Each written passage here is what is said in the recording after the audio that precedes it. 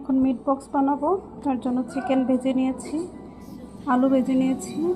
আমি শুধু এখানে সসেসটা ইউজ করি নাই, এখানে যে মেয়োনিজটা ইউজ করব, সস ইউজ করব। এখন রেডি, আমি এখানে মেয়োনিজ দিয়ে নিব এখন।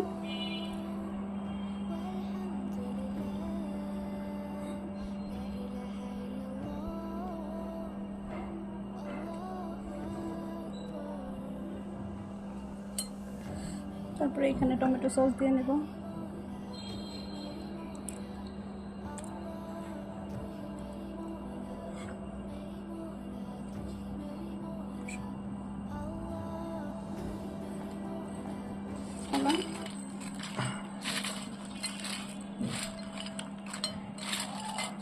বাসায় আমাদের ওই বক্স নেই মিট বক্স বানানোর জন্য, সেজন্য আমরা বলই বানাচ্ছি।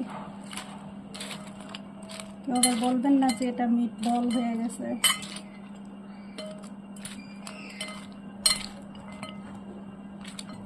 এবার তুমি খাইয়া রিভিউ দিবা।